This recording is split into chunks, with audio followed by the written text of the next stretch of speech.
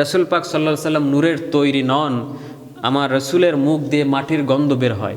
সম্মানিত হাজিরিন, এই কথাটি বলার সাথে সাথে তার ঈমান তো নাই। কারণ ঈমান পরিপূর্ণ তখনই হবে যখন সব কিছুর ঊর্ধ্বে আমার রসুলকে ভালোবাসতে পারবে। কারণ আমার রসুল বলেছেন, মান হাব্বা সুন্নতি ফাকাদ আহাব্বানি ওয়া মান আহাব্বানি কানা মাইয়া ফিল জান্নাহ। যে ব্যক্তি আমাকে ভালোবাসলো, আমার সুন্নতকে ভালোবাসলো, সে আমাকেই ভালোবাসলো, আর যে আমাকে ভালোবাসলো সে আমার সাথে জান্নাতে যাবে। এটা নিশ্চিত, রসুলের কথা কোনো সময় মিস হতে পারে না। সম্মানিত হাজিরিন, তো রসুল পাক সাল্লাল্লাহু আলাইহি সাল্লামের দেহ মোবারক মানে জেসেম সমস্ত কিছু নূর দিয়ে ভরপুর। সম্মানিত হাজিরিন, রসুল পাক সাল্লাল্লাহু আলাইহি সাল্লামকে তারা বলে মাটির তৈরি। রসুলের কথা বাদ দিলাম, আমি যদি তাদেরকে জিজ্ঞাসা করি, আমাদের আহলে হাদিস ভাইদেরকে জিজ্ঞাসা করি যে আচ্ছা বলো তো তোমরা কিসের তৈরি? আল্লাহ তোমাদেরকে কী দিয়ে সৃষ্টি করেছেন? কোনোদিন বলতে পারবে যে আমাদেরকে মাটি দিয়ে সৃষ্টি করেছেন?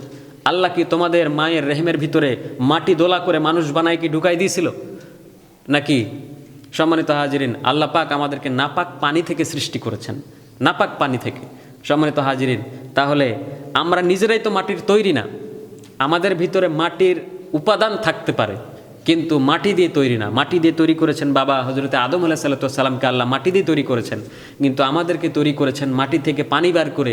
এই পানি নাপাক পানি দিয়ে মায়ের রেহেমে ঢুকিয়ে বাবার মাধ্যমে সেখান থেকে আমাদেরকে জন্ম দিয়েছেন। আমাদের জন্ম হলো নাপাক একটা পানি থেকে।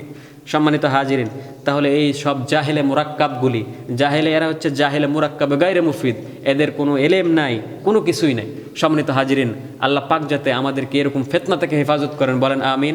ওয়া আখিরু দাওয়ানা আনিল হামদুলিল্লাহি রাব্বিল আলামিন। আসসালামু আলাইকুম ওয়া রাহমাতুল্লাহি ওয়া বারাকাতুহু।